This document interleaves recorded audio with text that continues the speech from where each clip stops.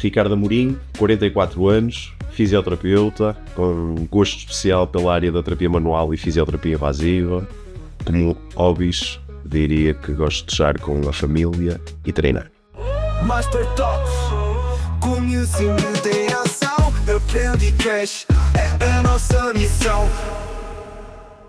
Olá, bem-vindos ao primeiro Master Talks. Hoje estamos aqui com Ricardo Amorim, especialista em terapia manual e ecografia. Olá, Ricardo. Olá, bem? Bom dia, Bárbara. Ricardo, fala-nos um bocadinho aqui do teu percurso na fisioterapia e porque é que te especializaste na terapia manual. Olha, antes de mais, deixa-me começar por agradecer o convite e a iniciativa que a Master teve com esse Master Talk. Acredito que vá contribuir para se difundir conhecimento aqui em diferentes áreas de intervenção e é naturalmente com muito gosto que damos aqui este início a esta primeira temporada. Respondendo àquilo que tu me perguntas, como é que eu me formei ou como é que eu me fui especializando na área da terapia manual? Eu acabei o curso já há muitos anos, há mais de 20 anos, e recordo-me perfeitamente que depois de ter terminado o curso, eu fui confrontado com duas realidades distintas. E digo-te isto porquê? Porque na altura eu gostava muito de neurologia e gostava muito da musculoesquelética, ok? E durante algum tempo eu não sabia exatamente a área que queria seguir. Percebi depois que aquilo que me apaixonava na neurologia era o estudo do movimento normal, a análise da função, da normalidade e que requisitos é que precisamos ter para depois melhorar a função dos nossos utentes. Porém, depois de refletir, percebi que o tipo de perfil que eu queria, o tipo de perfil de utente que eu queria ter para sempre, não era o perfil do paciente neurológico, seria mais o perfil do utente da musculoesquelética, então decidi enverdar pela área da musculoesquelética. Quando eu acabei o curso, eu recordo-me de não me sentir verdadeiramente capaz de ajudar as pessoas. Okay? Sentia-me com uma bagagem óbvia decorrente daquilo que tinha sido a minha licenciatura, mas não me sentia autónomo e capaz de efetivamente elaborar, definir um plano de tratamento e depois colocá-lo em prática. E isso desde muito cedo fez com que eu tivesse assim uma mente meia inquieta e quisesse sempre procurar outras formas de trabalho e de pensar, o que me fez, como disse, desde muito cedo começar a viajar e fazer formação. Okay? E como eu tinha decidido que a área da musculoesquelética era a minha área de eleição, e porque há mais de 20 anos atrás não se falava das neurociências como se fala agora, não se falava da dor como se fala agora, não se falavam de tantos outros conceitos que agora, felizmente, são muito presentes no nosso dia-a-dia. Portanto, quem queria evoluir, na verdade, e dentro da área musculoesquelética, efetivamente as formações que nós tínhamos ao nosso dispor era na área da terapia manual. Portanto, eu para evoluir na área da terapia manual comecei a fazer formação na área da terapia manual. E eu recuando há 20 anos atrás, se eu quiser pensar no panorama cá em Portugal, ao contrário daquilo que felizmente hoje se passa, se nós quiséssemos fazer formação, praticamente não existia oferta formativa para nós fazermos cá em Portugal. Okay? Recordo-me da APF, a Associação Portuguesa de Fisioterapeutas, ia lançando assim algumas formações, mas coisas muito, muito esporádicas. Então eu tive que sair daqui, tive que viajar e fui fazendo muita formação nessa área. Eu diria que tive aqui um game changer, que foi quando em 2007 tive contacto com o Juan, que é o criador do método POL de terapia manual, e isso aí foi um abre-olhos para mim e fez-me querer aprofundar ainda mais todos os conceitos nesta área e assim fui seguindo. A ecografia ainda é um método muito pouco explorado pelos fisioterapeutas. O que é que te levou a especializar-te também nesta área da ecografia? Eu diria que é cada vez menos explorada pelos fisioterapeutas, ok?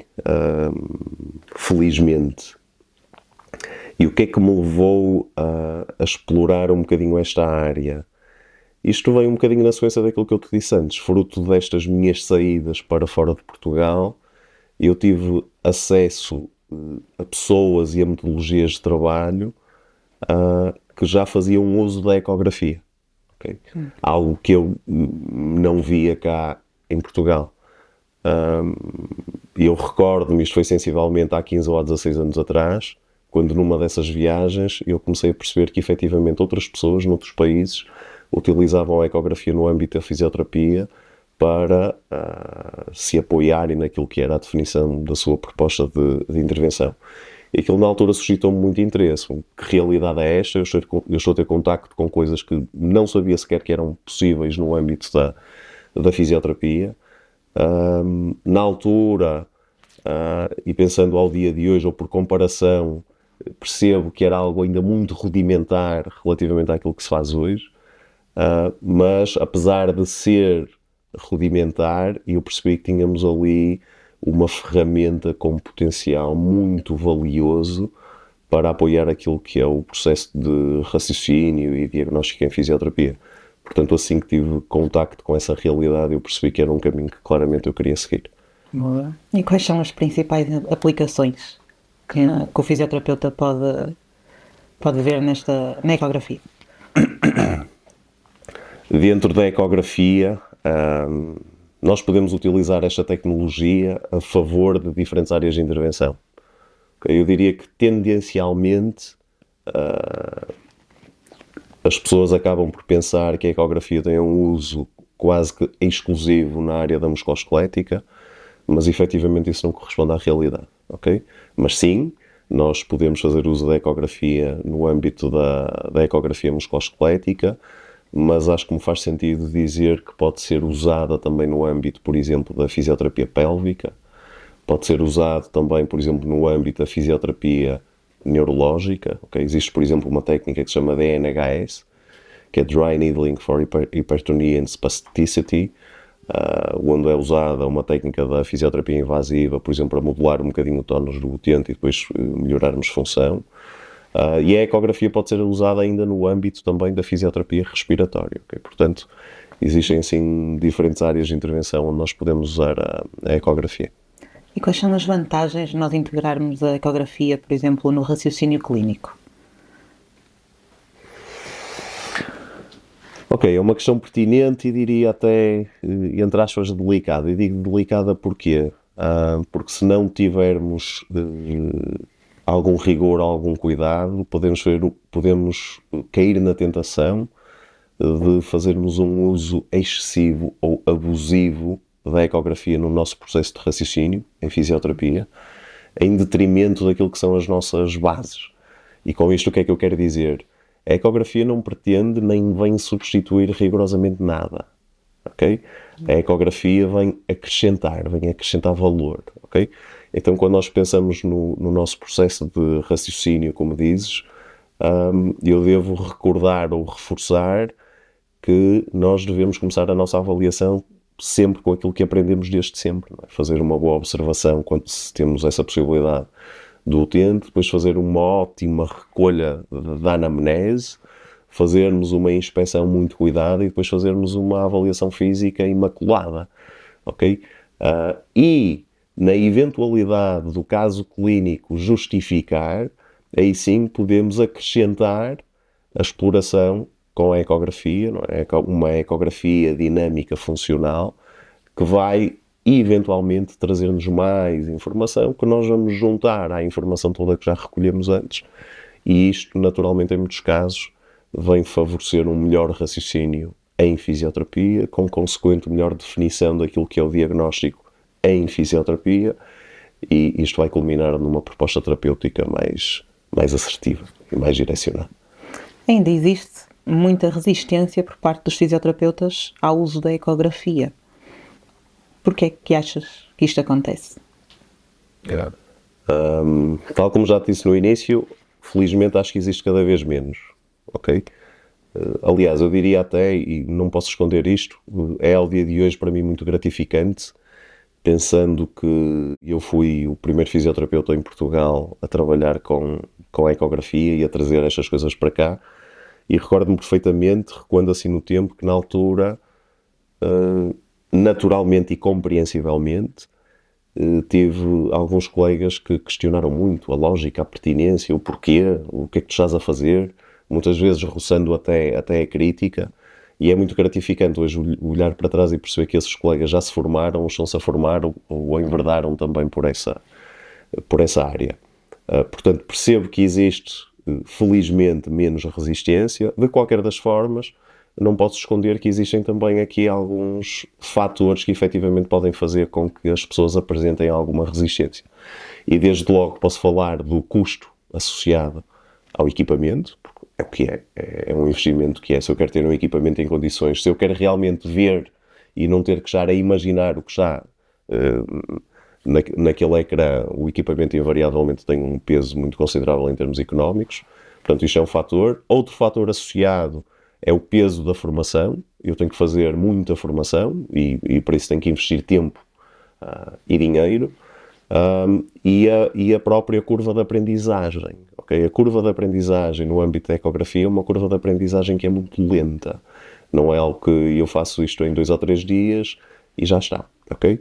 Por último, dizer que, porque faz-me sentido referir isto, quero acreditar que alguns colegas possam apresentar também alguma resistência pelo facto da nossa ordem ainda não ter emitido um parecer claro e público sobre esta temática. Sei que se está a trabalhar nesse sentido, e bem, e acredito que entretanto isso possa ser comunicado de uma forma diferente face àquilo que tem sido até então, mas acredito que estes aspectos que eu acabei de elencar sejam aqueles que de alguma forma possam motivar assim um bocadinho mais de resistência por parte dos colegas. A ecoanatomia, Ricardo, ela pode melhorar a compreensão do utente e até ajudar na implementação da terapia manual? Pode. Claro que sim. E porquê? Porque tu aqui falas de 2 coisas diferentes. Falas em anatomia e falas em ecografia. E juntamos os dois e temos a ecoanatomia. E para mim é uma coisa muito importante, que é, às vezes a malta preocupa-se em coisas muito supérfluas, sem dominar a base. E o domínio da base é de ciências básicas como a anatomia, a biomecânica e a fisiologia. Eu não conheço nenhum bom profissional que não seja muito bom no domínio destes conceitos. Repito, anatomia, biomecânica e fisiologia. Eu primeiro tenho que dominar isto muito bem e só depois é que posso querer avançar para outros patamares ou para outras áreas. Portanto, o conhecimento minucioso e profundo da anatomia vai ter um impacto, creio que se compreende de forma relativamente simples, vai ter um impacto muito grande naquilo que vai ser a minha abordagem no âmbito da terapia manual. Porém, há aqui um aspecto que é absolutamente delicioso, que é, eu sempre gostei muito de anatomia, sempre estudei muito anatomia, mas quando eu, há 15 anos atrás, fui confrontado pela primeira vez com a ecografia em fisioterapia no âmbito da musculoesquelética, eu percebi que afinal se calhar não sabia assim tanto de anatomia como julgava saber.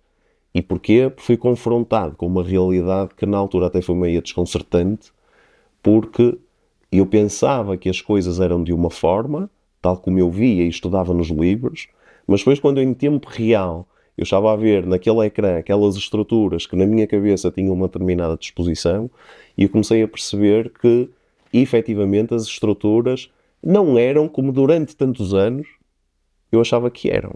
Então isto foi assim teve um impacto muito grande, porque eu comecei a perceber que existe uma variabilidade anatómica muito grande, as estruturas têm uma dimensão que não tem nada a ver com aquela que nós vemos nos atlas de anatomia, e isto progressivamente com o tempo fez-me aprimorar muito aquilo que é o meu conhecimento da anatomia, e consequentemente isto tem um impacto direto depois na minha prática profissional. Mário, que conselho é que darias aos fisioterapeutas que têm interesse e que gostariam de iniciar na área da ecografia? Eu acho que a primeira coisa que devem fazer é recolherem informação, perceberem em que âmbito ou em que âmbitos é que a ecografia nos pode ser útil. Ok, a ecografia, muito bem, no meu dia-a-dia isto pode-me ser útil de que forma? Onde? Em que área? Eu trabalho com fisioterapia neurológica, vai-me ser útil. Eu trabalho com fisioterapia pélvica, vai-me ser útil. Como? De que forma? Ok? Musculoesquelética, respiratória. Ok? E eventualmente aproximarem-se de pessoas que trabalham nessas áreas e discutirem com elas e perceberem qual é que será a pertinência, a utilidade da utilização da ecografia nessas áreas. Portanto, eu diria que isto é muito importante. Diria que depois, se isto fizer sentido às pessoas, se identificarem uma área e efetivamente, ok, a ecografia vai ser uma ferramenta que me vai ajudar aqui, de forma muito consciente, perceberem e acharem cientes que, ok, eu vou ter que fazer aqui um investimento em tecnologia, mas vou ter que fazer um investimento em termos de conhecimento para a vida. E aqui, quando digo para a vida, novamente, eu não querendo ser repetitivo, estudo a ecografia há 15 anos, hoje eu já sei um bocadinho mais de ecografia, mas muito honestamente ainda sei muito pouco da ecografia. Ok? E usando algo que eu já disse hoje, há 15 anos atrás era tudo muito rudimentar. Hoje, com a evolução tecnológica dos equipamentos, nós conseguimos fazer coisas e ver coisas que há 15 anos era completamente impossível. O rigor associado às formações também não tem nada a ver. Portanto, tem que existir forçosamente aqui um processo contínuo em termos de formação. Portanto, no momento de se querer iniciar, acho que devemos ter isto em consideração. Existe algum mito associado à ecografia que queiras referir? Seguramente existem muitos, e eu diria que, e infelizmente, se calhar o maior de todos, é de que nós, fisioterapeutas, utilizamos a ecografia exatamente com o mesmo fim do médico. Ok? E não. Nós efetivamente não utilizamos a ecografia com um fim médico, nós não fazemos nem queremos fazer diagnóstico médico. Para isso existe outra profissão que a faz, e bem. No âmbito da fisioterapia nós apoiamos em pressupostos completamente distintos e temos necessidades completamente distintas. Portanto, eu diria só quem efetivamente não conhece o processo associado àquilo que é a ecografia no âmbito da fisioterapia poderia ter a ousadia de dizer ou querer dizer que o fisioterapeuta pretende utilizar a ecografia com um fim de diagnóstico médico. Efetivamente isso é errado. Portanto, eu diria que é assim um mito, uma crença muito, muito errada. Ricardo, muito obrigado. Nada, obrigado eu. Este foi o Master Talks com o Ricardo Amorim. Vemo-nos no próximo episódio. Master Talks, conhecimento em ação, aprende e cresce, é a nossa missão.